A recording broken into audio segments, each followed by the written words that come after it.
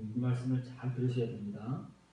이 말씀을 잘 이제 듣고 이해하고 소화시키고 깨달아야 될 중요한 말씀. 바울의 고백인 동시에 간증이 시작되는데 절대 바울의 간접적인 간증과 고백을 우리가 듣는 게 아닙니다. 말씀을 살펴보면 알겠지만 이것은 바울이 자기 자신의 고백을 간증하면서 사실은 자신이 아닌 우리들의 말을 하고 있다는 사실을 분명하게 인식할 수 있어야 이 로마서 7장이 우리에게 생명으로 다가올 수 있는 거예요.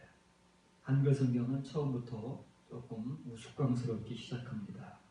왜냐하면 아마 이 구절을 번역하는 사람이 고민을 많이 했을 것 같아요. 바울은 어느 나라 사람입니까? 유대인이지요. 유대인은 태어나면서부터 이미 모태에서부터 율법을 어머니가 읽어주는 율법을 듣고 평생을 율법 가운데 율법으로 살아가는 사람들이 그들이 말하는 소위 토라를 가지고 살아가는 사람들이 유대인이에요. 그렇기 때문에 바울이 이 말을 이게 이해가 안 돼요. 그래서 아마 이렇게 율법을 깨닫지 못했을 때라고 이렇게 번역을 한 것 같아요. 한글 성경은 그렇게 돼 있어요. 영어 성경도 이렇게 안 돼 있습니다. 이 말을 보세요.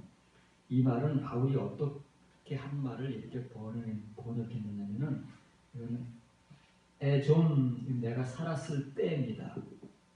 바울이 지금까지 과거에 이렇게 하나님 앞에서 이 은혜의 경험을 하기 전까지 바울은 어떻게 살아왔느냐라고 고백하면 이렇게 살아왔다는 거예요. 내가 이렇게 살았다. 어떻게 살았다는 한 말이냐면 율법 없이 살았을 때 그 말이에요. 소개한 대로 유대인들은 평생을 율법으로 사는 사람인데 바울은 자기가 율법 없이 살았던 적이 있었답니다. 말이 되나요? 안 되나요? 말이 안 되는 거예요. 그러면 이것은 지금 바울 얘기를 하는 게 아닙니다. 누구 얘기를 하는 거예요? 로마 교회에 있는 그리스도인들을 향해서 말하는 겁니다. 특히 유대인이 아닌 이방인들을 향해서 율법 없이 살았을 때 라고 말을 하는 거예요. 그리고 오늘 본문에서는 율법과 계명을 교차해서 사용하는데 그 이유는 로마 교회 안에는 유대인과 이방인이 혼재되어 있기 때문에 율법이라는 말을 알아듣는 사람들에게는 율법으로, 그리고 율법을 모르고 예수 그리스도를 영접하고 새롭게 신앙생활하는 사람들에게는 계명으로, 둘 다를 말하는 거예요. 그러면 이 율법 없이 살았다는 말을 이해를 먼저 해야 합니다. 이방인들 된 로마 교인들 혹은 우리들 율법 없이 살았지요. 유대인들의 율법은 우리가 아무 상관이 없이 살아온 것 같아요. 그러나 바울은 지금 그 말하는 것이 아닙니다. 그래서 킹 제임스 버전도 이 holis nom라는 말을 without the law, 율법 없이라고 직역을 하는 거예요. 영어 성경에 이렇게 돼 있어요. 한글 성경만 이게 모호하잖아요. 바울이 율법 없이 살았다는 말이 유대인인데 이해가 안 되잖아요. 그래서 율법을 깨닫지 못했을 때로 이렇게 이상하게 자기의 말로 만들어 놓은 거예요. 그러면 지금 바울은 자기 고백을 하면서 이 고백은 우리가 바울의 고백을 간접적으로 듣는 것 같지만 사실은 이게 우리의 말이다 그 말이에요. 여러분들이 들어야 할 여러분들의 말. 여기 내가라는 말은 여러분들이 돼야 돼요. 나와 여러분들. 이게 내가 돼야 되는 것이 이게 바울이 아니다는 말이에요. 로마서 7장은 그렇게 아무리 100번 읽어봐야 소용이 없어요. 이 바울이 말하는 이 존재 자체가 나. 라고 하는 것을 분명하게 인식하고 각인을 해야 이 말씀이 나에게 살아서 꿈틀거리고 역사되는 말씀이 된다 그 말이에요. 이렇게 율법 없이 살았을 때에는 누가 살아요? 네, 우리가 살고 있는 거예요. 율법이 없으면 내가 살아요. 내가 왕노릇하는 거예요. 그런데 이제 율법 대신에 계명이라는 말이 나오는 거예요. 계명이 이름에 죄는 살아나고 나는 죽었도다. 우리가 과거 예수님을 믿기 전에 율법이라는 게 필요 없잖아요. 우리 마음대로 사는 거죠. 내가 왕이에요. 우리가 왕이다 그 말이에요. 내 뜻대로 내 생각대로 내가 하고 싶은 내 의지대로 살아왔어요. 그런데 이제 우리가 예수님을 영접하고 계명이라는 것을 알게 됩니다. 근데 그 계명이라는 걸 알게 되면 얼마나 은혜스럽고 좋은 일이에요. 그런데 바울은 그 계명을 알게 됨과 동시에 그 계명과 더불어 뭐가 우리에게 들어오느냐면 죄가 들어온다. 계명과 죄는 동시에 들어오는 거예요. 이상하지 않습니까? 분명히 우리는 예수 그리스도의 십자가의 죽으심으로 모든 죄를 사함받고 또 우리가 무슨 죄를 짓더라도 하나님 앞에 다 회개하면 용서받는다는 교리적 가르침을 가지고 있는 사람들인데 계명과 죄가 같이 우리에게 온다는 거예요. 그래서 계명이 이르렀잖아요. 계명이 이르렀다는 건 우리가 계명을 받았다는 거예요. 여러분들이 계명이 뭐예요? 하나님 말씀이잖아요. 하나님 말씀을 여러분들이 받잖아요. 그러면 어떻게 된다고요? 계명을 통해서 죄가 살아난다는 거예요. 이게 역사가 아닙니까? 아니 어떻게 하나님의 말씀이 있고 계명이 있는데 어떻게 죄가 살아나느냐? 어떻게 죄가 힘을 발휘하느냐? 이게 바울의 복음이다 그 말이에요. 대신에 나는 죽었도다. 죽었다는 말은 십자가의 죽음이 아니에요. 죄의 힘에 아무런 능력을 발휘할 수 없다는 거예요. 무능력, 무기력하다는 말이에요. 율법과 계명이 없을 때에는 내가 왕노릇했어요. 그런데 예수 그리스도를 영접하고 계명을 받아들였더니 죄가 왕노릇을 하고 나는 완전히 사그러들었다 그 말이에요. 그러면 바울이 설명을 해주는 거예요.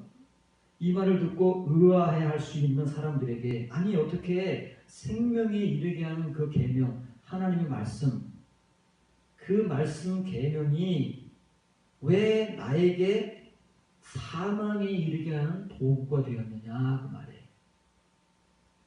바울이 이렇게 말해주지 않았으면요 우리는 이 말씀을 전혀 접할 수 있는 기회도 없을 뿐더러 이런 복음을 들을 수 있는 기회가 없어요. 바울이 얘기를 해주는 거예요. 왜냐하면 바울이 이 얘기를 할 수밖에 없는 이유는 자신의 경험이 가져다 준 놀라운 하나님의 은혜와 생명의 역사가 과거 자기가 하나님 어머니 태 속에서부터 율법을 듣고 태에서 나와서 자라면서부터 평생을 율법을 듣고 배울 뿐만 아니라 이젠 자기 자신이 율법을 가르치는 율법사가 되기 위하여 수련을 하고 장래가 창창한 인정받는 문화생이 되었습니다. 그때 갑자기 나타난 예수라는 사람의 무리들이 예루살렘을 점점 잠식해 들어오는 것을 보고 하나님의 선민된 율법의 종사자인 자신이 참을 수가 없어서 예루살렘에서 예수라는 사람을 추종하는 무리를 핍박하고 박해합니다. 왜? 율법 때문에. 그리고 그것도 양이 차지 않아서 저 멀리 아수르의 수도인 다메섹에서 그리스도인들이 또 불일듯 일어난다는 소식을 듣고 거기까지 가서 그들을 핍박하고 박해하기 위해서 가는 도중에 예수님을 만나잖아요. 그러면 우리가 경험한 예수 그리스도를 영접하는 거예요. 바울도. 그래서 바울에게 정말 그때부터 그리스도인으로서의 참된 삶을 살기 시작하고 온전한 그리스도인이 되었다는 말입니까? 그렇지 않았다는 거예요.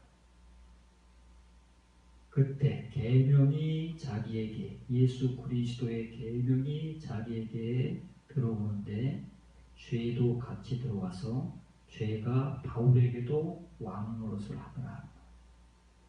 그럼 바울도 고민한 거예요. 왜? 아니 생명에 이르게 할 이 계명이 왜 나로 하여금 죄도 같이 들어오게 해서 사망에 이르게 하는 그런 도구가 될까? 라는 고민을 오랜 세월 한 거예요. 이런 고민이 정상적인 거예요. 근데 우리에게 이런 고민 자체가 없어요. 왜냐하면 제대로 예수님을 믿거나 이런 고민을 하지 않기 때문에 그래요. 믿으면 구원, 아무 공로 행위 없이 의롭다함을 주신다.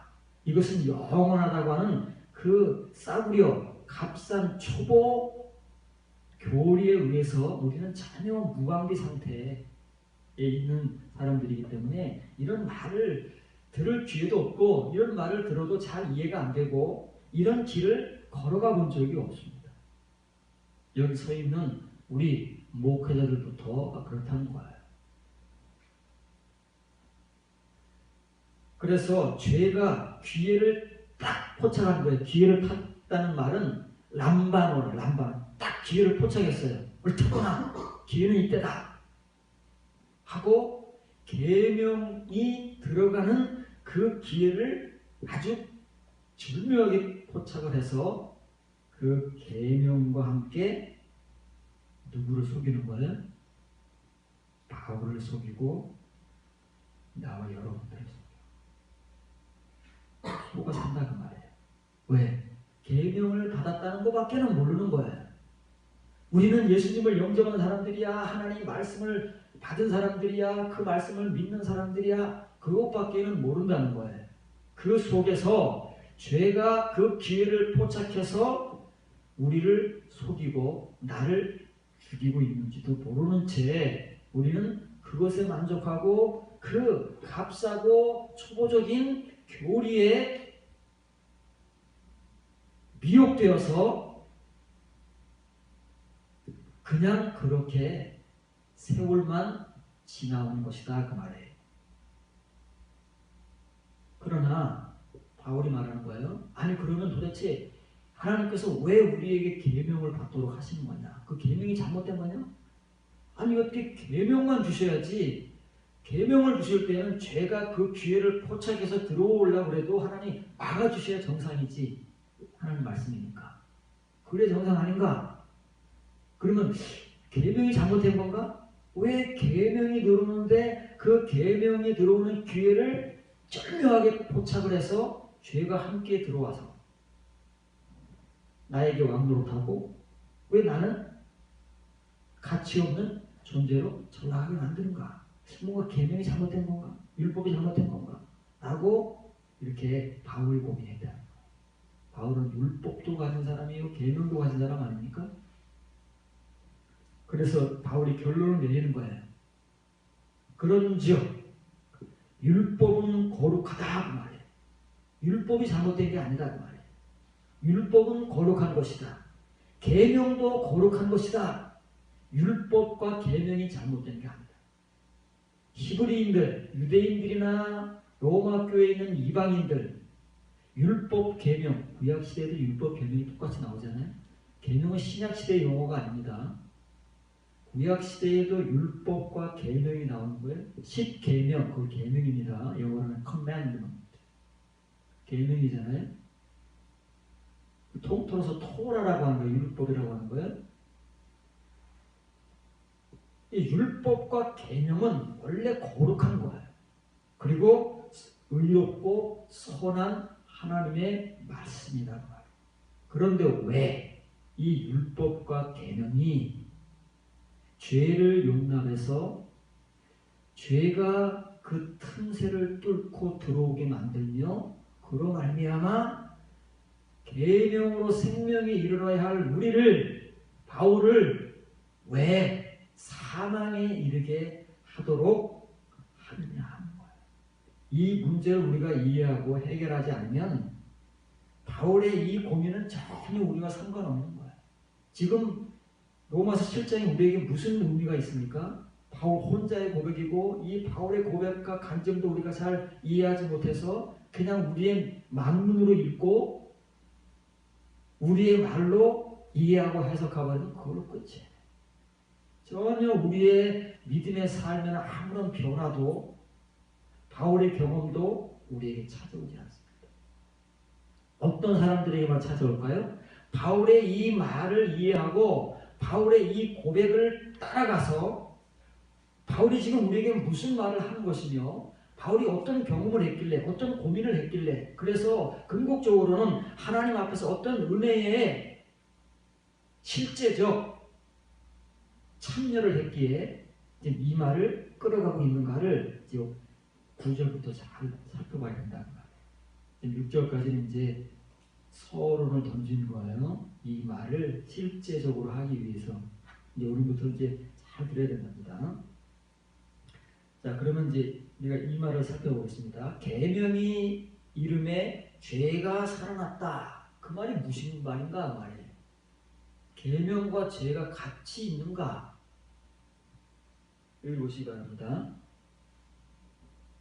계명이 우리에게 이르렀다는 말은 우리가 예수 그리스도를 믿고 그 복음을 영접했다는 거예요. 그 계명이 이른 거예요. 그 계명이 이르렀는데 그 계명이 이르렀으면 얼마나 은혜스럽고 감사하고 찬송과 하나님께 대한 그 영화로움을 우리가 돌립니까? 그런데 그 계명만 이룬 것이 아니라 계명이 이름과 동시에 계명이 이르렀을 때 그 말이에요. 그때 그 죄가 뭐예요? 우리가 예수 그리스도의 십자가의 보혈로 말미암아 죄의 사함을 입었다고 말하는 그 죄, 그 본질적 죄, 하마르티아는 본질적 죄예요. 그 죄가 살아났다는 말은 아네 제세네요. 아나 자오라는 말이에요. 아나가 뭐라고요? 다시 살아났다는 거예요. 분명히 죄의 사함을 받았는데 그 죄가 다시 살아났대. 그래서 아나제세는 영어 성경으로 직역하면 revive는 되살아났다. 이거 직역하면 그런 거예요. 하는 거라고 달라요. 되살아난 거예요. 분명히 죄의 사함을 받고 다 우리가 아멘 할렐루야 복음을 영접하고 하나님의 그 은혜를 감사하는데 죄가 되살아나는 거예요. 우리 속에서 이 되살아나다는 말은 꼭 부활하고는 직접 관계가 없지만 부활하다는 되살아나는 거니까 다시 살아나는 게 부활이잖아요. 여기서 부흥이라는 리바이벌 이라는 말이 나오는 거예요. 부흥이 뭐예요? 사람이 많이 모이니까 부흥이 아니에요. 다시 살아나는 게 부흥이라니까요. 부활이 부흥이에요. 부활. 우리가 부흥이라는 말을 교회가 커지고 사람들이 많이 모이는 걸로 사람의 그 말로 지금까지 알고 있었고 교회를 부흥시킵시다. 교회가 부흥됐다고 하지만 성경에서 말하는 부흥이 그런 게 아니에요. 우리가 다시 살아나. 죄도 다시 살아나는데 하물며 바울은 지금 이 되살아남의 복음, 부흥의 복음은 참된 부흥의 복음을 지금부터 시작한다고 말해요. 지금부터 시작하는 건 아니죠. 원래 쭉 6장 전체를 통해서 얘기해 왔었는데 이제는 실제적인 말을 우리에게 시작하는 거다 그 말이에요. 요한복음 15장 10절부터 12절입니다. 내가 아버지의 계명을 지켜 그의 사랑 안에 거하는 것 같이 너희도 내 계명을 지키면 내 사랑 안에 거하리라. 내가 이것을 너희에게 이르면 내 기쁨이 너희 안에 있어 너희 기쁨을 충만하게 하려 함이라. 내 계명은 곧 내가 너희를 사랑하는 것 같이 너희도 서로 사랑하라 하는 이것이니라. 신약 성경에 예수님의 복음은 다 계명이잖아요. 율법은 말 안 하잖아요. 이러면 이제 율법이라고 하는 것은 유대인들의 전유물이기 때문에 율법을 말하면 이제 헛갈리니까 계명이라는 말을 사용하는 거예요. 근데 원래 구약 성경에도 계명이 있단 말이에요.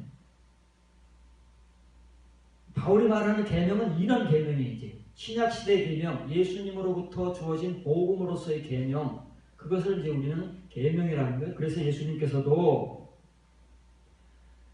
그 자신이 말씀으로 오신 하나님이시지만 그분이 아버지의 계명을 지금 지키고 있다. 그 계명을 지킨다는 것은 뭐냐면 아버지의 사랑 안에 거하는 것이다. 그러면 이제 예수님께서 그 계명을 제자들을 통해서 우리에게 주셨잖아요. 그래서 말씀하신 거예요. 너희도 내 계명을 지키면 내 사랑 안에 거하는 것이다. 그런 등식이 각조점 한다고 말이에요. 그러면 오늘날 우리가 주님의 계명을 지키지 않으면 우리는 아버지의 사랑 안에도 예수님의 사랑 안에도 거하지 않는 존재인데 우리는 말로는 그렇게 한다고 말해요. 교리적으로는. 사실은 아닌데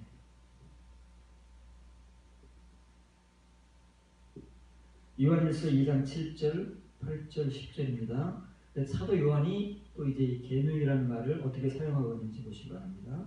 사랑하는 자들아, 내가 새 계명을 너희에게 쓰는 것이 아니라 너희가 처음부터 가진 옛 계명이니 이 옛 계명은 너희가 들은 바 말씀이거니와 다시 내가 너희에게 새 계명을 쓰노니 너희에게와 그에게와 너희에게도 참된 것이라. 이는 어둠이 지나가고 참 빛이 벌써 비치니라. 그의 형제를 사랑하는 자는 빛 가운데 거하여 자기 속에 거리낌이 없느니라. 새 계명을 사도 요한도 쓴다 그러잖아요. 새 계명이 뭐라고? 사랑. 근데 이 새 계명이라는 것은 그냥 표현만 그렇지 원래 옛날부터 있던 계명이다 그 말이에요. 언제부터요? 구약 시대부터 있어온 계명이다 그 말이에요. 그리고 예수님이 또 그 계명을 새 계명을 너희에게 주노니라고 예수님이 먼저 하신 말씀이에요. 요한복음 13장 34절 35절에서 예수님이 먼저 새 계명을 말씀하셨어요. 그런데 그 새 계명은 진짜 새로운 게 아니고 원래 있었는데 사람들이 유대인들이 알아듣지를 못하니까 그 계명이 사랑인데 말로만 사랑 10계명 계명 율법을 말하면서도 그 사랑을 향하지 못하고 사랑을 이루지 못하니까 예수님께서 마치 새로운 계명을 말씀하시는 것처럼 말한다. 사도 요한도 마치 새 계명을 말하는 것 같은데 이제 사도 요한은 설명을 해주는 거예요. 자기도 과거 예수님께로부터 이 말씀을 들었기 때문에 이제 자기도 그때 좀 그랬을 거 아니에요. 이게 무슨 말이지? 이게 새 계명을 주시자고 이제 고민했을 거 아니겠어요? 그런 사람들을 위해서 이걸 풀어주는 거예요. 내가 말하는 새 계명은 진짜 뭐 어제 새롭게 가져온 게 아니고 새롭게 받은 게 아니고 원래부터 있던 계명이다. 옛 계명이라고 말이에요. 구약 성경이라고 말이에요. 그런데 여러분들에게 그것을 이해시키고 여러분들이 그것을 새로운 이면의 사랑으로 속에 있는 것으로 알고 받게 하기 위해서 내가 새 계명이라는 표현만을 사용하는 것이다 그 말이에요. 근데 이게 어떻다고요? 지금 벌써 빛이 비치고 있다. 어떤 사람들에게는 이미 옛 계명과 새 계명을 알고 깨닫고 경험해서 이렇게 빛 가운데서 살아가고 있는 성도들이 존재한다 그 말이에요. 사도들이 있고 그의 동역자들이 있어요. 다수는 아니지만 비록 소수에 불과하지만 그런 사람들이 그 당시에도 존재한다 그 말이에요. 이게 계명이라는 말이 바울이 말하는 계명입니다.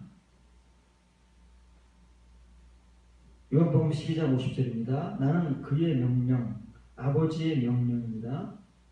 예수님이 하시는 말씀이니까 나는 아버지의 명령이 영생인 줄 아노라. 명령이 뭐예요? 명령이 엔톨레, 계명이에요. 바울이 말한 계명, 사도 요한이 말한 계명, 예수님 말씀하신 계명이다 그 말이에요. 그걸 이제 명령으로 하는 말로 또 바꾸는 것뿐이에요. 일관되지 않게. 아버지의 계명은 영생이다 그 말이에요. 그러므로 내가 이루는 것은 내 아버지께서 내게 말씀하신 그대로다. 그럼 뭐예요? 아버지의 말씀과 예수님의 말씀이 동일하다 그 말이에요. 구약과 신약은 동일하다 그 말이에요. 구약의 계명과 신약의 계명은 본질적으로 동일하다 그 말입니다. 보세요. 계명이 뭐냐 그 말이에요. 계명을 정의합니다. 계명은 영원한 생명이라면 이걸 줄이면 영생이에요. 계명은 영생이다 그 말이에요. 그렇죠? 이건 예수님이 정의하신 거예요. 그런데 이 영생인 계명이 어떻게 해서 죄로 하여금 기회를 포착하게 하고 이 계명과 더불어 죄가 우리에게 들어와서 죄가 왕노릇할 수 있느냐. 믿지 않는 사람들이 하는 말이 아니잖아요. 믿고 있는 우리들에게, 로마 교인들에게 하는 말이에요. 어떻게 이게 가능하냐 그 말이에요. 계명은 영생인데, 그러면 같은 말이지만 지금 계속 반복되는 계명이지만 단어만 같은 거예요. 단어만 같은 것이지 그 의미는 다르다 그 말이에요. 바울이 계명을 사용할 때 그 계명은 우리가 아는 계명, 우리가 받은 계명, 우리가 지금 가지고 살아가는 계명을 말하는 것이고, 예수님께서 하시는 말씀 아버지의 계명, 나의 계명은 영생이다 라고 할 때 그 계명은 참된 계명. 바울이 이제 로마서 7장의 경험을 통해서 성령의 법으로 나오는 그 계명을 말하는 거예요. 단어만 같지 의미는 다르다는 거예요. 근데 우리는 그나마 문자만 이해하고 보기 때문에 다 똑같은 줄 알아요. 다 이게 두 개씩 있는 거예요. 믿음, 구원, 영생, 계명, 다 이게 표면과 이면이 있고 겉의 것과 속의 것이 있는 거예요. 드러난 것과 감추어진 것이 있는데 우리는 이면, 속에 있는 것, 감추어진 것은 전혀 알지 못하기 때문에 오직 그라마만 가지고, 문자만을 가지고 표면의 것만 열심히 지금 강조하고 가르치고 배우고 초보의 말씀에서 뒹굴고 있는 거예요. 영적 갓난아이로. 거기서 벗어나지 못하면 늘 제자리 하나님 앞에 가서 하나님의 아들로 인정받지 못하는 버림받는 존재들이 된다고 말해요. 디모데전서 6장 13절 14절입니다. 만물을 살게 하신 하나님 앞과 본디오 빌라도를 향하여 선한 증언을 하신 그리스도 예수 앞에서 내가 너희를 명하노니, 거창합니다. 너를 명하노니. 아니 디모데에게 하는데 교회에게 하면 좀 이해가 돼요. 디모데 개인에게 하는 거예요. 디모데가 뭐 믿음 생활도 제대로 안 하고 말씀도 잘 안 듣는 사람도 아니잖아요. 바울이 수제자다고 말해요. 그러면 좀 더 부드럽게 이렇게 좋게 얘기할 수 있는데 굉장히 거창해요 이 말이. 왜냐면 그 뒤에 나오는 말이 너무 거창하고 중요하기 때문에 디모데일지라도 하나님의 복음은 어느 누구에게나 동일하기 때문에 디모데라고 예외가 아니다. 그래서 거창하게 하는 거예요. 만물을 살게 하신 하나님, 만물을 창조하시고 만물을 지탱하게 하시고 만물을 존재하게 하신 그 하나님 앞과 본디오 빌라도를 향하여 선한 증언을 하신 예수 그리스도 앞에서, 수식어가 길지만은 창조주 하나님과, 그렇지요? 독생자 우리 주 예수 그리스도 앞에서 내가 너에게 명령한다 그 말이에요. 그러면 디모데에게 명령하는 것은 디모데 개인에게로만 끝인가요? 그럼 우리가 디모데서를 읽을 필요가 없지요. 우리에게도 똑같이 명령한단 말이에요. 그럼 그 뒤에 내용 때문에 이렇게 바울이 거창하게 서두를 시작하는 거다 그 말이에요. 우리 주 예수 그리스도께서 나타나실 때까지 흠도 없고 책망할 것도 없이 이 명령이 뭐라고요? 계명을 지켜라. 이게 이 내용이 너무 거창하고 너무 중요하고 무겁기 때문에 서두를 거창하게 하는 거예요. 그러면 우리는 늘 이런 말이 나오면 부담되는 거예요. 흠도 없이 나무랄 데 없이 어떻게 사람이 흠도 없이 계명을 지키고 아무런 책망할 것도 없이 계명을 지킬 수가 있겠어요. 그런데 예수님과 사도들은 자꾸 이런 것들을 요구한다고 말이에요. 왜? 우리가 볼 때 이런 거가 율법 같아요. 뭐 완전하게 해라 뭐 할 수도 없는데 막 율법을 요구하는 것 같아요. 그래서 어떤 사람들은 이런 것들을 율법이라고 하는 거예요. 우리 구원은 아무 공로 없이 행위 없이 받는 것인데 왜 자꾸 이런 것들을 요구하느냐. 그래서 이런 말을 하면 자꾸만 행위를 강조한다고 그러는 거예요. 성경을 너무 모르니까.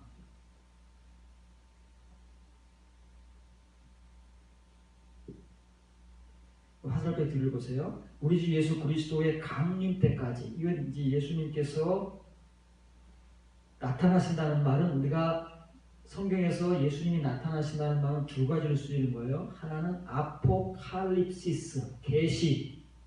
하나는 파우시아, 강림. 이 진짜 재림이에요. 두 가지로 쓰이는데 한글로는 구분이 안 되기 때문에 똑같은 건 줄 알아요. 그래서 재림을 말하는 사람이 다 실패하고 넘어지는 이유가 이걸 구분을 못하고 그냥 한글만 보고 재림을 말을 다 예수님이 나타나신다는 말을 전부 재림으로 알아버리니까 전부 실패하고 거기다 걸려서 스스로가 자멸하는 거예요. 바울이 본문에 사용하는 것은 파루시아예요. 예수님의 진짜 강림, 재림이에요. 재림하실 때까지 그 계명을 어떤 계명에 아버지 계명을 받아와서 예수님께서 우리에게 주신 계명, 신구약 성경, 하나님의 말씀을 만물을 소생시키는 하나님 앞과 본디오 빌라도에 대하여 선한 공언을 증거하신 그리스도 예수 앞에서 내게 명하노라. 뭐 하더라고요? 흠없고 나무랄 데 없이 지키도록 명한다 그 말이에요. 지킬 것을 명한다 그 말이에요.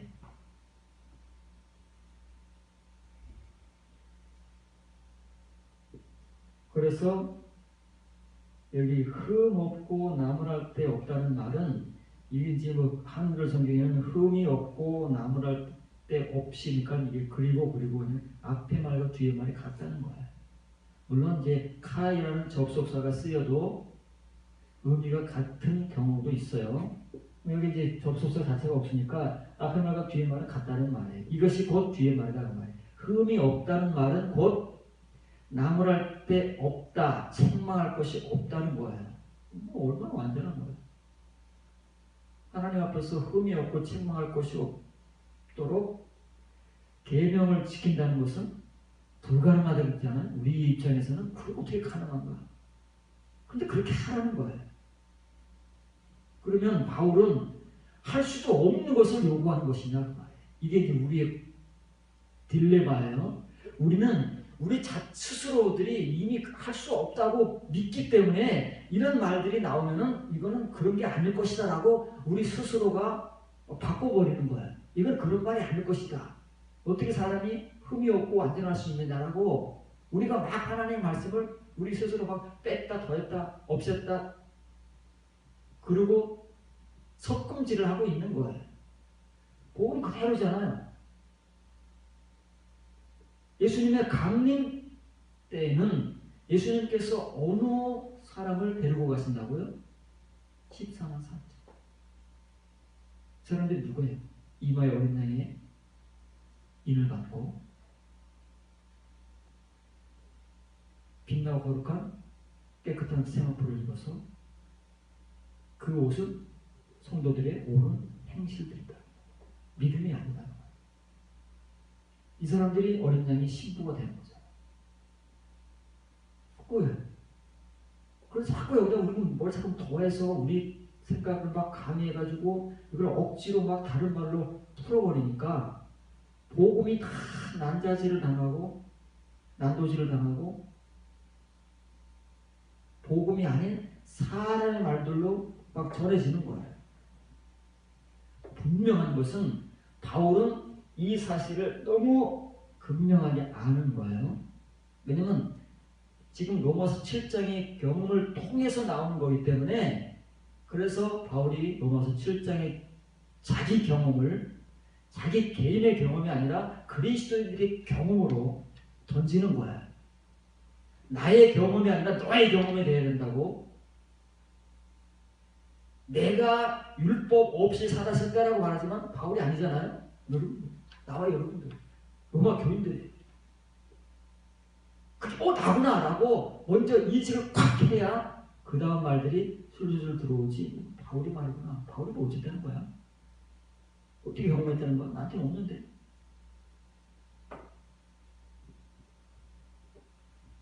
자, 이게 앞에 알파가 붙어서 지금 이제 반대말이 되니까 원래는 이게 스필론이라는 말은 스필로스라는 말이에요. 스필로스라는 말 앞에 알파가 붙은 거예요. 신약성에 이런 단어가 많이 나온다고 그랬지. 여러분들에게 기회가 될 때마다 소개를 해주는데 이렇게 되면은 반대말이에요. 원래 이 스필로스라는 말은 도덕적 측면에서 말하는 거예요. 영적 측면이 아니라 우리는 모든 걸 다 영적이라고 잘 이해하지도 못하는 그냥 난해하고 그냥 신비스러운 말을 해가지고 영적이 뭔지도 잘 모르는데 다 이걸 치부려 버리면은 그래서 삶은 없고 맨 영만 난무하는 거잖아요. 이 스필로스 말은 도덕적으로 오점과 잘못이에요. 도덕적으로 뭔가 흠결이 있고 잘못 사는 거 있잖아요. 그런 사람들 많잖아요. 지금 얼마나 많은 사람들을 통해서 그런 게 드러나나요. 특히 목회자라고 하는 우리들을 통해서 지금 사회적 이슈가 되고 막 문제들이 터지는 것은 다 이것이 무슨 영적 오점 잘못이 나오는 거였어요? 하나님을 그렇게 잘 믿는다고 성공했다고 하는 사람들이 보여주는 그 도덕적 결함, 오점, 잘못 이런 것들을 그러나 예수 그리스도의 강림 때에는 예수님께서 어떤 사람들을 데리고 가시느냐면은 이것이 아닌 빌론이요. 오점이 아닌 자들, 도덕적 흠결이 없는 자들 이런 사람들을 데리고 가시지 이런 사람들은 절대 안 데리고 가신다고 말이에요. 이게 분명한 예수님의 강림과 재림시에 드러날 실제적 사실들을 요한계시록에서 기록하고 있잖아요. 그걸 말하는 거야. 지금 바울은 저와 여러분들이 띵 하고 충격을 받아야 될 그럼 나는 뭐지? 난 이렇게도 흠결이 많고 부족한 게 많은 사람인데 그럼 나는 어떻게 되지? 라고 고민을 하도록 만든 거예요. 지금 디모데 같은 사람에게도 이렇게 지금 거창하게 말하는데 하물며 우리 같은 사람들은 어떻게 들어?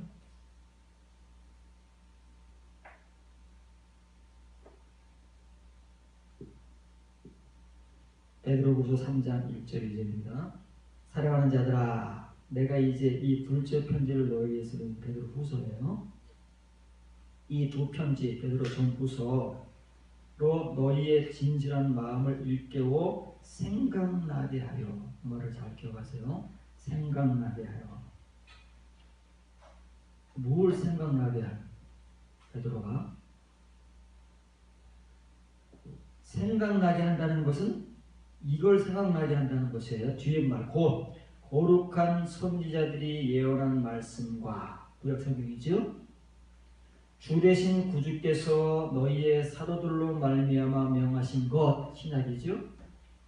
신구약 성경이에요. 기억하게 하려 하노라. 그러면 이 사람들은 중에서 유대인들도 있다는 거예요. 유대인들도 있으니까 그 당시에는 어느 지역이든 유대인과 이방인이 이렇게 혼합되어서 교회를 형성하는 거예요. 그러니까 유대인 측면에서도 말하고 이방인 측면에서도 말하고 결국에는 둘이 하나가 되면 하나님의 말씀은 신구약 성경 이전에 지금으로 말하면 이 하나님의 말씀을 생각나게 한다는 것은 기억하게 하기 위해서 베드로가 이 두 편지를 썼다는 거예요. 그럼 도대체 이 사람들이 이 두 편지를 받으면 기억을 잘 할까요? 그럼 우리는 과연 이 하나님의 말씀인 성경이라고 말하는 이 성경을 우리가 자주 읽는데, 자주 읽습니까? 자주 읽는데 이 성경들을 읽으면서 과연 하나님의 말씀들을 잘 생각해내고 기억해내면 그게 뭘까요? 생각하고 기억한다는 게 뭘까요? 앞에서 읽은 말을 우리가 잊어버리지 않고 다시 복기해내는 걸까요? 그러기 위해서 베드로가 지금 편지를 쓴다고요? 이렇게 생각하고 기억한다는 것을 또 우리 역시는 이 사전적 의미로만 알아가지고 그렇게 이해를 하기가 쉽사옵니다. 그 말이에요. 자, 먼저 이 말씀을 살펴보겠습니다. 사도들의 계명은 누구의 계명이에요? 구세주 예수님의 계명이다 그 말이에요. 예수님이 말씀은 안 하셨지만 이 사도들의 계명이라는 것은 예수님의 계명에 근거해서 나온 말씀들이기 때문에 사도들의 계명은 곧 예수님의 계명이고 이 사도와 예수님의 계명은 곧 거슬러 올라가는 선지자들의 계명과 같은 거다. 다 하나님의 말씀이다. 왜요? 이 계명이라는 것은 예수님 말씀하셨듯이 아버지께로부터 온 거예요. 아버지의 계명을 예수님도 오셔서 그대로 전하셨다 그러잖아요. 다 이게 본질적으로는 같은 거다 그 말이에요. 그럼 이 말을 기억나게 하는 거예요. 여러분 보시기 바랍니다. 이 기억되게 하려고 라는 말은 이게 무네세나이라는 말은 밈네스코의 과거 수동 부정사예요. 헬라어를 배우는 사람들은 궁극적으로 배운 사람들은 알겠지만 헬라어에는 명령형이 있고 부정사가 있는데 이 명령과 부정사에는 이렇게 과거형이 쓰일 때 있어요. 과거형이. 이 부정사와 명령의 과거형이 쓰일 때는 어떤 사건이 실제적으로 한번 일어나는 거예요. 현재형은 그 사건이 일어날 때까지 계속 반복되는 것을 현재형으로 쓰는 것이고 이 과거형은 그렇게 반복되던 그 일을 위해서 반복해서 하던 일이 언젠가 그 사람에게 실제적으로 현실에서 딱 일어나는 경우를 과거형으로 쓰는 거예요. 그러면 베드로가 지금 그런 의미를 담고 쓰는 거예요. 괜히 현재형 과거형을 쓰는 게 아니다 그 말이에요. 이 말을 편지를 쓰는 사람들이 의미 없이 막 쓰는 게 아니고 자기가 하고자 하는 말을 분명하게 이 말에 담아서 쓰잖아요. 우리들도 그렇지만 표현이라는 건 그런 거예요. 내가 전달하고자 하는 그 의미를 좀 더 정확하고 사람들이 알아듣게 하기 위해서 우리는 그 단어 하나하나의 표현을 굉장히 신경을 쓰잖아요. 글을 쓸 때, 편지를 쓸 때, 책을 만들 때. 그렇지 않고 막 쓰는 사람은 뭐 읽을 가치가 별로 없어요. 그럼 이렇게 림네스코라는 말은 말 그대로 기억하다, 생각나게 하다 그 말이에요. 기억을 되살리는 거예요. 그러면 뭐 과거에 일어났던 일을 기억을 되살리는 거냐, 아니면 과거에 들었던 그 말씀을 다시 그대로 재현하는 것이냐, 그건 아니다 그 말이에요. 지금 베드로가 그 말을 하려고 하는 게 아니라 그러면 계속 하라고 했을 거예요. 지금까지 베드로의 서신을 받는 본도, 갈라디아, 아빠도기아, 기타 등등 각 지역에 흩어져 있는 그리스도인들에게 베드로는 편지를 쓰잖아요. 그럼 베드로의 수신자들이 제일 많은 거예요. 바울 서신이나 사도 요한의 서신들은 어떤 그 특정한 사람들의 경우가 대부분이잖아요. 그러나 베드로의 서신은 이렇게 각 지역에 흩어져 있는 다수의 그리스도인들에게 편지를 쓰는 거예요. 우리 같은 경우는 적용하면 될 거예요. 쓴다고 말해요. 그러면 이제 도대체 뭘 기억하게 하려고 한번 늘 기억하려고 노력해야 되는 그 일을 그 그리스도인들에게 한번 현실적으로 일어나게 하기 위해서 베드로가 이 편지를 쓰는데 도대체 어떤 것이 이 그리스도인들에게 그들의 신앙 여정 가운데 한 번은 반드시 기억되어야 되고 생각나게 되어야 되는 다른 게 아니에요. 뭐예요? 레마톤이라고 해요. 레마타라고 해요.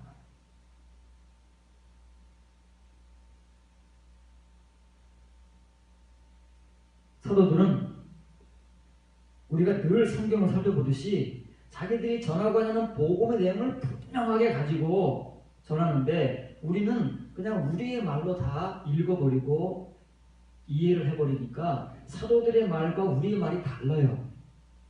다를 수밖에 없는 것은 지금 사도들이 쓰고 있는 용어들을 우리가 사용하지 않고 그 말의 의미를 우리가 이해하지 못하기 때문에 우리는 오직 우리가 아는 말, 우리가 학습하고 답습한 지금까지의 말들로만 가르치고 배우고 있기 때문에 지금 베드로가 하는 말도 잘 이해를 못하는 거예요.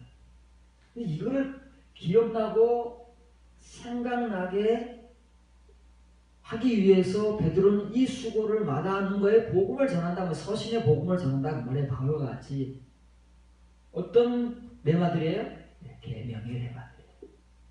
계명이 뭐예요? 하나님의 계명, 예수님의 계명, 사도들의 계명. 하나님의 말씀.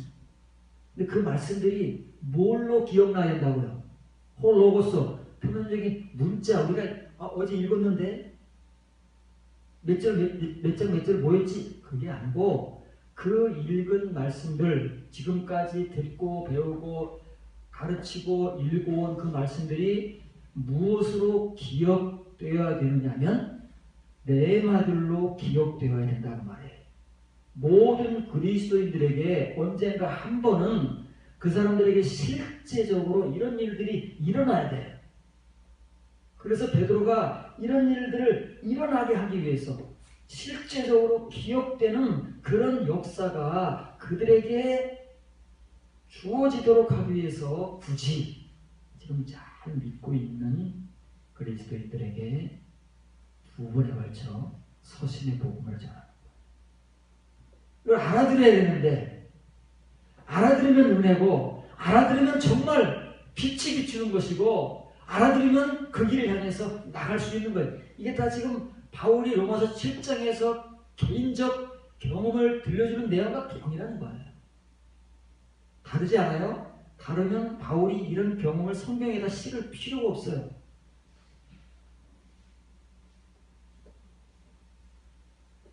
그러면 이 기억나게 한다는 말 도대체 뭐냐? 우리가 생각하는 그 기억과 생각과 성경에서 예수님이나 사도들이 사용하는 그 기억과 생각은 사전적 의미는 같지만 이면적 의미가 다르다고 말해요.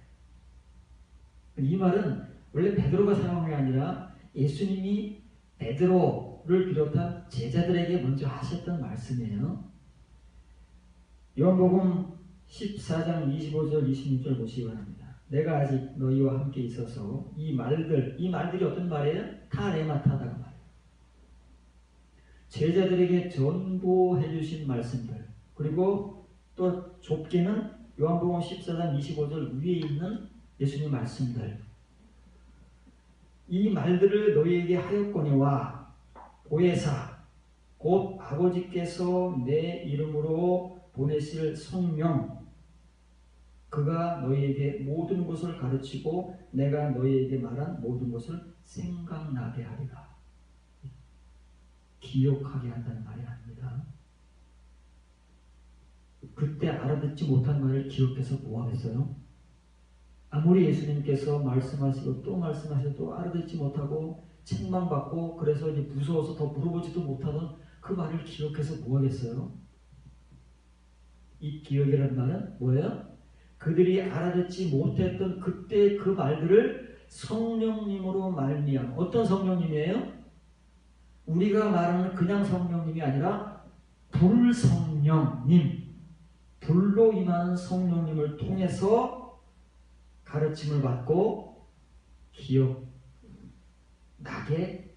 된 거다 그 말이에요. 그래서 여기 보세요. 여러분 프린트에 너희에게 했다는 말은 뭐예요? 그냥 이거는 레고는 그냥 말을 하는 거지만 랄레오는 전파하는 거예요. 예수님께서 제자들에게 사적으로 말씀하시는 것 같지만 다 이거는 복음을 전파하는 거예요. 타 레마타를 전파하시는 거다 그 말이에요. 그런데 그 말이 랄레카 써 있잖아요. 현재 완료라는 거예요. 예수님께서 처음 세례 요한에게 세례를 받으시고 그리고 광야에 가셔서 40일을 금식하신 이후에 회개하라 천국이 가까웠느니라는 복음을 선포하기 시작하신 그 시점부터 지금 요한복음 14장 24절까지 제자들에게 전파해 오신 말씀이에요.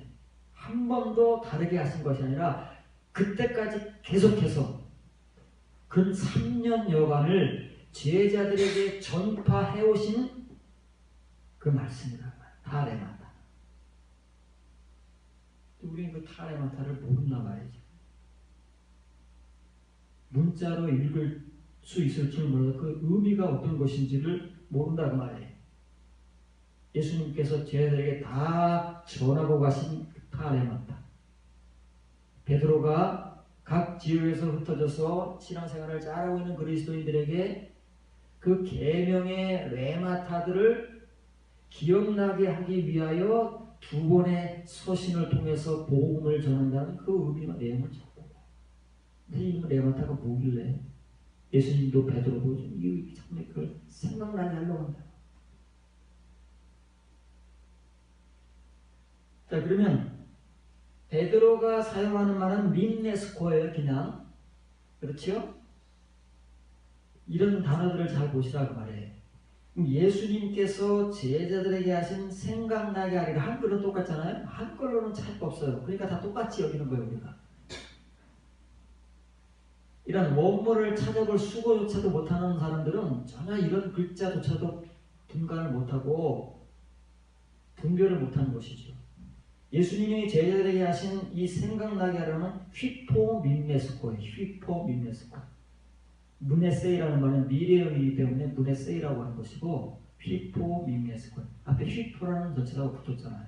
그 휘포는 뭐예요? 원문은 말미암아. 아니 뭐 기억나게 하려면 뭐 근거가 있어야 할 거 아니겠어요? 그 근거가 뭐라고요? 예수님께서 지금까지 전해오신 그 모든 타 레마타들이다. 예수님은 제자들에게 타 레마타로 말씀하셨어요. 제자들에게만. 다른 사람들에게는 뭐라고 말씀하셨어요? 때로는 호 로고스로 때로는 타 레마타로 막 혼재해가지고 알아듣지도 못하게 하셨지만 제자들에게는 일관되게 타 레마타만 전했었다고 말이에요. 왜냐하면 이것이 예수님께서 가지고 오신 복음이기 때문에 그걸 먼저 제자들에게 다 전해줘야 지금은 제자들이 듣지도 못하고 이해하지도 못하고 깨닫지도 못하지만 훗날 성령을 불로 받게 되면 그 불성령께서 호로고스가 아닌 이 타 레마타들을 가르치시고 깨닫게 하시고 기억나게 하실 것이기 때문에 뭘 근거로? 과거 자기들이 예수님께로부터 들은 그 타 레마타 그 휘포 민네스코. 그런데 베드로는 왜 이런 말을 안 써요? 이미 그 사람들은 베드로가 말하는 선지자들의 계명, 사도들의 계명, 예수님의 계명을 가지고 있으니까 그걸 기억한다. 그걸 근거로 뭘 기억한다고요? 그걸 기억하라는 게 아니라 거기에서 타 레마타들을 그들의 인생에 있어서 신앙생활의 인생에 있어서 한 번은 실제적으로 경험하게 하기 위해서 기억나게 한다는 말은 경험이라는 경험. 이해가 되시나요? 여러분들에게 이것이 언젠가 한번 실제적으로 경험이 되어야 되는 거예요. 귀로만 듣는 것이 아니라 경험이 되어야 그 경험이 예수 그리스도 앞에서 그 계명을 받은 자로서 도덕적 흠결이나 오점이나 잘못 없이 예수 그리스도에 강림하실 때에 그분을 맞이할 수 있는 성도로 만들어주는 것이지, 그렇지 않은 때 대부분의 거의 모든 사람들은 어때요? 그런 흠결과 잘못과 반복되는 도덕적 죄를 지면서도 그것에 대한 해결책을 알지도 못하고 그냥 계속 반복하다가 파루시아 되시는 예수님을 만나게 되면 그때 가서는 돌이킬 수 없는 버림받은 존재들로 전락할 수밖에 없는 거예요. 이거는 부인할 수 없는 성경이니까 여기 누가 뭐 더 이상의 토론할 수가 없어요. 요한일서 5장 3절입니다. 하나님을 사랑하는 것은 이것이니. 자, 예수님께서 또 사도 요한이 사랑하라고 하는데, 사랑하라고. 새 계명은 너희가 사랑하는 것이다. 아버지께서 나를 사랑하신 것 같이 나도 너희를 사랑하였으니 너희도 서로 사랑하는 것이다. 사랑이란, 새 계명은 사랑이라고 했단 말이에요. 그런데 그렇지, 하나님을 사랑하고 예수님을 사랑하고 우리가 서로 사랑하는 것이 뭐냐고 말이에요. 그러니까 우리는 그 말씀이 성경에 기록되어 있으니까 자꾸만 사랑하자고 하는 거예요. 그 사랑이 뭔지도 모르고 사랑만 하자는 거예요. 사랑이 뭔지를 알고 사랑하자고 그래야지, 예수님과 사도 요한같이. 그런데 우리는 그 사랑이 뭔지도 모르는 채 성경에 사랑이라고 기록되어 있으니까 우리가 아는 사랑을 하자고 말해. 친절을 베풀고. 그래서 우리가 그런 일들을 하는 사람은 사랑이 많다, 이 교회는 사랑이 많다, 사랑이 없다. 우리의 사랑을 가지고 사랑을 하자고 하고 우리의 사랑의 개념을 가지고 사랑을 판단하고, 그런 아주 그냥 복잡하게 혼탁되어진 이런 상황 속에서 이런 정의조차도 제대로 성경적으로 가지고 있지 못한 사랑을 말하고 있다. 그냥 여기서 말하는 사람도 사랑을 하자고 하지만 사랑을 못하고, 앉아서 사랑을 하라고 듣는 사람들도 들을 때는 은혜스러운 것 같은데 사랑을 못하고. 그렇잖아요? 그게 우리들이 현실이다. 그러면 이제 사도 요한이 새 계명, 예수님의 새 계명을 받아서 새 계명을 전한 사람이잖아요. 위에서 새 계명이 무엇이다 라고 말합니다. 그러면 이제 하나님을 사랑하자고 했는데 사랑이 뭐냐고 말해요. 서로 사랑하자고 하는데 사랑하는 자는 하나님의 자녀고 이 사랑하지 못하고 반대로 미워하는 자는 마귀의 자녀인데 도대체 이놈의 사랑이 뭐냐. 우리가 아는 사랑, 그 사람적 의미의 사랑 말고 성경에서 말하는 사랑이 도대체 뭐냐.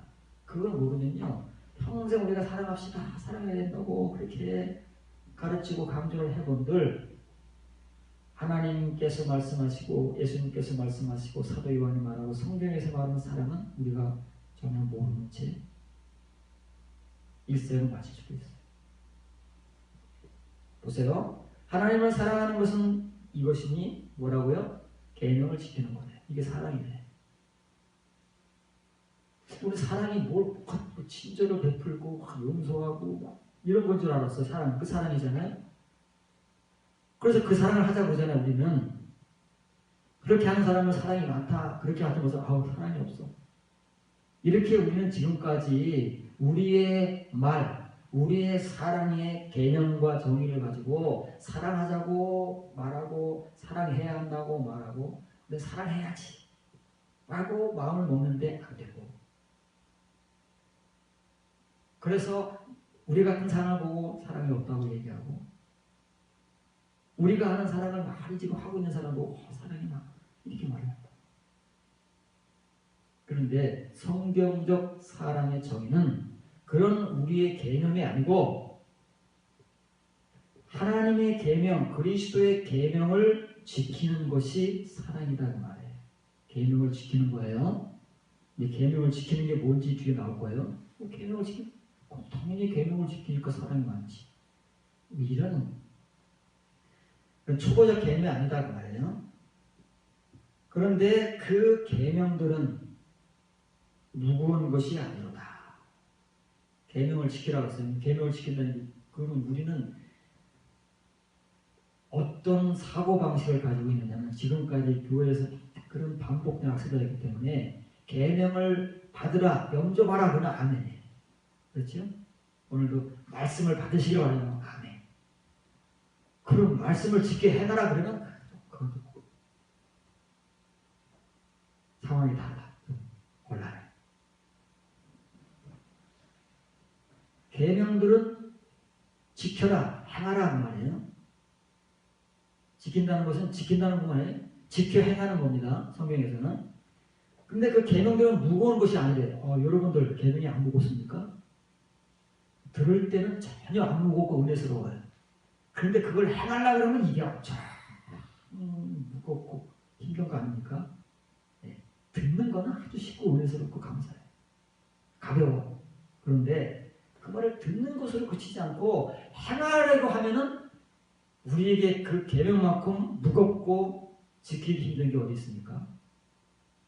계명대로 사는 사람이 어디 있어요? 못 산다고요, 우리가 지금도. 그런데 사도 요한은 하나님을 사랑하는 것은 계명을 지키는 것이다. 계명을 행하는 것이다.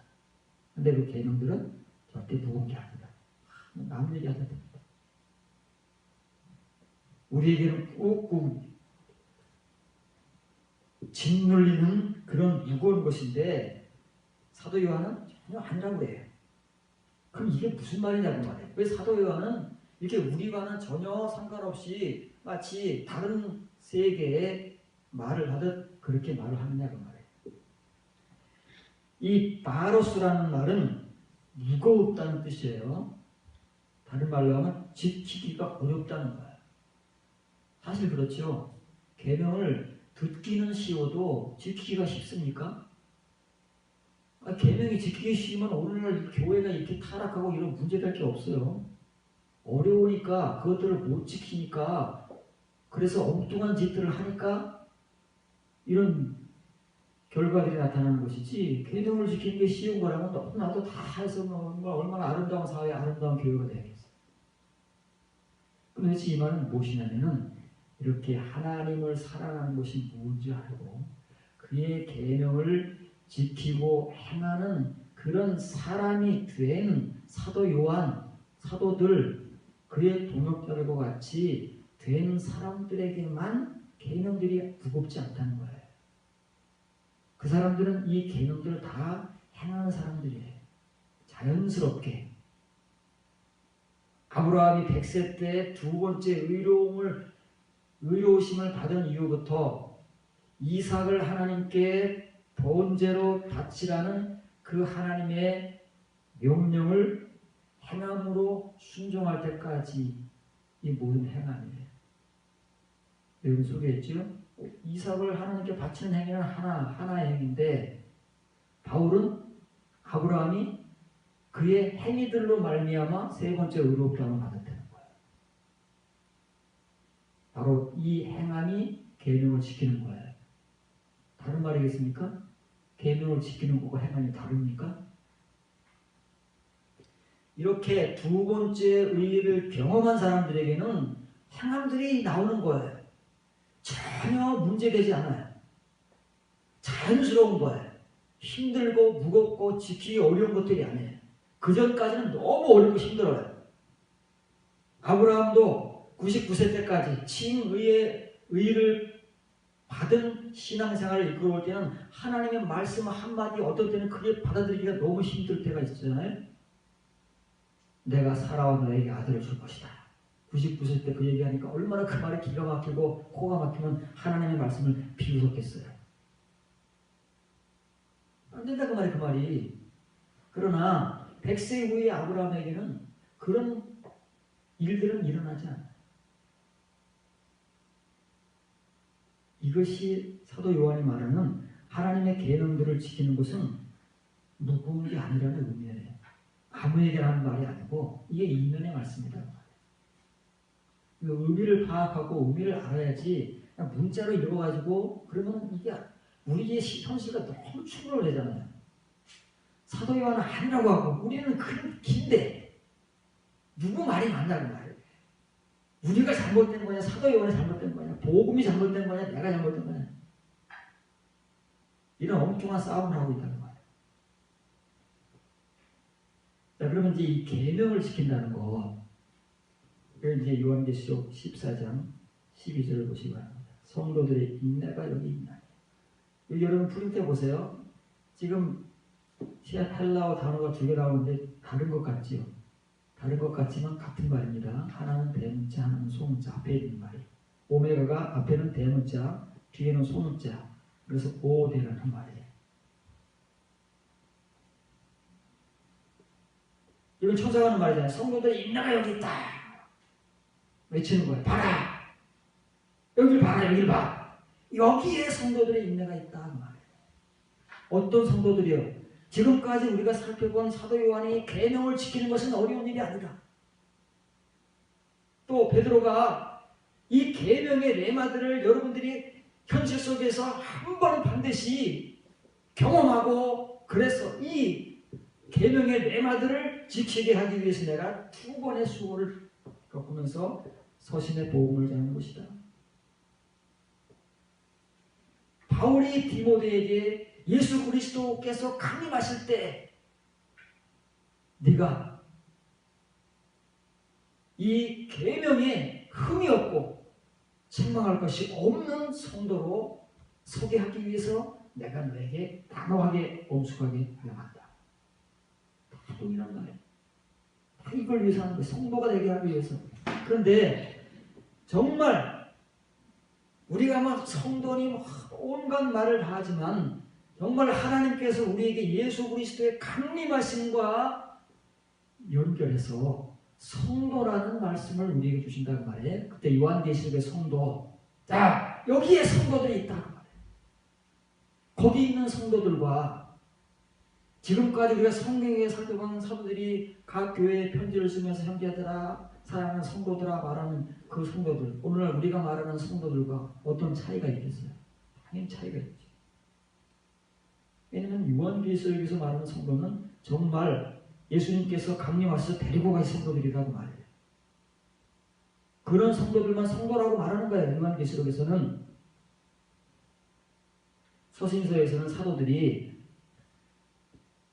예수 그리스도를 영접한 신자들이기 때문에 그냥 성도라고 칭의의 성도도 성도니까 성도라고 불러주는 것이고, 요한계시록에서는 진짜 성도만 말합니다.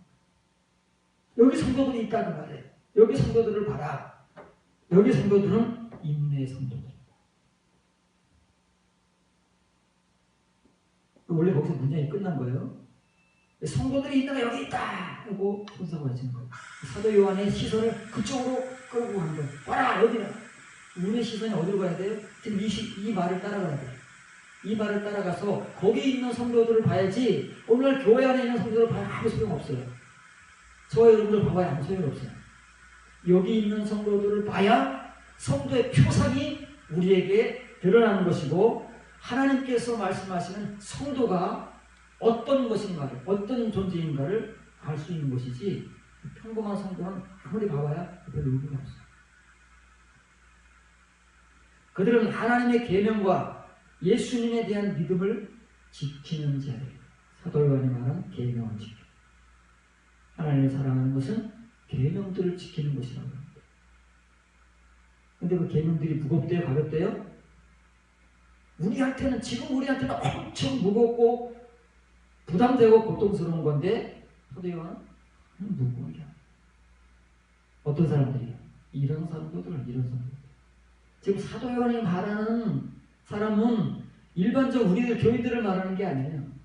지금 여기 있는 인내 성도들, 종말의 성도들, 예수님께서 파루시아 하실 때 데리고 가실 성도들, 하늘나라에 합당한 성도들, 빛나고 정결한 세마포를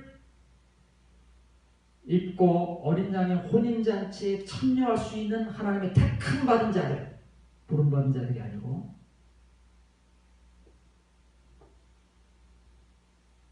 그래서 화살표 들여보시면 여기에 성도들의 인내가 있노라 말이에요. 여기 다른 데 있는 게 아니에요. 우리 교회들 안에 있는 게 아닙니다. 지금 하나님께서 보여주시는 그곳에 있다 그 말이에요. 거기 있는 성도가 참 성도고, 그 성도들은 인내 성도들이다. 어떤 인내요? 그 정말 모든 환난 속에서도 믿음을 지키는 인내. 계명을 지키는 인내를 가진 성도들이지 우리 같은 사람들이 아니다. 그럼 그 사람들은 어떻게 해서 계명을 지키고 믿음을 지키느냐 그 말이에요. 사도 요한이 말하는 것처럼 그 계명을 지키는 것이 무겁고 어려우면 못 지키잖아요. 그건 지킬 수가 없어요. 그런데 이 사람들은 인내의 성도들이에요. 인내가 뭐라고요? 또 인내라는 건 무조건 참는 건 줄 알아요. 절제라는 나오는 게 인내라니까요. 베드로후서 1.5 가운데 믿음의 덕을, 덕의 지식을, 지식의 절제를, 절제의 인내를, 그 인내 우리가 아는 인내가 아니고 거듭난 성도들이 가지는 인내. 그 인내가 어디 있다고요? 아무데나 있는 게 아니에요. 아무 데서나 볼 수 있는 게 아니라는 말이에요. 여기에만 있다는 여기에. 이 인내 성도들은 그런 거듭남과 두 번째 의를 경험한 성도들이기 때문에 하나님의 계명과 예수님에 대한 믿음을 지키는 게 아니에요. 예수님의 믿음을 지키는 거예요. 예수님이 우리에게 주신 믿음, 참 믿음. 믿음도 평안과 이면이 있잖아요. 이면의 믿음을 지키는 거예요. 그래서 여기 그렇게 보면 카이라는 말이 나와요. 카이는 그리고잖아요. 이 그리고라는 접속사가 연결되지만 앞과 뒤가 의미가 같을 때는 이게 동이란 거예요. 동의. 헬라어 카이라는 접속사는 그런 의미를 가지고 있어요. 이것과 저것을 말할 때도 쓰이지만 앞에 것과 뒤에 것이 같을 때도 카이라는 접속사를 사용하는 거예요. 그러면은 계명을 지키는 것과 믿음을 지키는 건 동일한 거예요. 그런데 오늘날 우리는 어때요? 믿음만 지키는 거예요. 믿음만 지키죠. 계명을 지키는 건 없어요. 반쪽짜리라니까요. 표면의 성도들의 특징입니다. 거듭나지 못하고 두 번째 의의를 받지 못한 교인 신자들의 특징이 뭐냐면 믿음만 열심히 지키는 거예요. 오직 믿음. 그런데 종말의 성도, 하나님께서 데리고 갈 성도들은 계명도 지키고 믿음도 지키고, 다시 말하면 계명을 지키는 것과 믿음을 지키는 것이 같은 거예요. 우리가 그것을 모르기 때문에 믿음 따로 행함 따로를 구별해서 구원은 믿음으로 얻는 것이기 때문에 믿음으로 얻어서 행함은 그냥 우리가 부족하지만 하다 보면 되는 것이다. 잘하면 잘하는 대로, 못하면 못하는 대로 그렇게 살다 보면 하나님께서 부족할 때로 다 받아주시는 것이다라고 하는 그런 사람의 말, 미혹의 말을 하지만 성경은 그런 말을 하는 곳이 없어요. 분별하면 성경은 늘 일관된 하나님의 말씀으로 창세기서부터 지금 요한계시록까지 오는 거예요. 아브라함의 그 세 번의 의, 행함의 의가 요한계시록까지 오는 거예요. 그렇죠? 아브라함의 믿음과 지금 여기 성도들의 인내가 여기 있다고 하는 그 성도들의 믿음이 다르겠어요? 같은 거예요. 이 사람들이 아브라함 후손이다 이 말이에요. 오늘 우리가 이러한 믿음, 이러한 계명을 지키는 자들이 되기 위해서 지금 사도 바울의 복음을 듣고 다른 사도들의 복음을 듣고 예수님의 복음, 다시 말하면 베드로가 말하는 계명을 열심히 듣고 어떻게 해야 돼요? 계명의 내마타로 경험을 해야 된다는 말이에요. 여러분들이 경험을 해야 돼요. 경험을. 그래야 사도 바울이 로마서 7장에서 하는 말을 알아들을 수가 있는 거예요. 그렇기 전에는 못 알아들어요. 은혜는 받을 수 있어요. 표면의 은혜, 칭의의 은혜, 우리가 문자를 글자를 읽을 수 있기 때문에 은혜가 되잖아요. 칭의의 은혜도 존재하니까 그런 은혜는 받을 수 있지만 바울이 말하는 은혜와 경험은 우리가 가질 수가 없는 거다 그 말이에요. 바울이 로마서 7장에서 우리에게 주고자 하는, 전하고자 하는 그 복음으로서의 그 은혜와 경험을 우리가 갖기 위해서는 이런 내용들을 알지 못하면 따라갈 수가 없어요.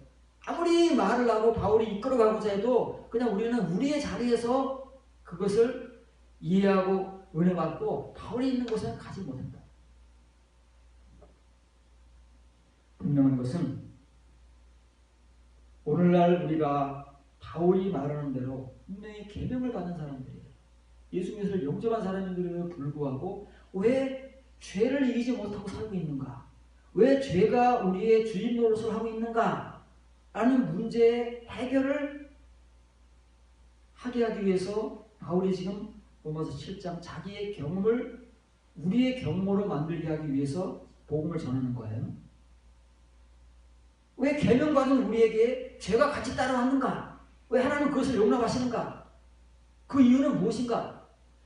계명은 생명이 이르게 하는 것이고 죄는 사망이 이르게 하는 것인데 왜 사망과 생명이 같이 우리에게 들어와서 우리가 가진 계명의 능력은 미약하고 죄의 능력은 왕성해서 우리는 이 죄를 반복해서 지고 살아가는 것.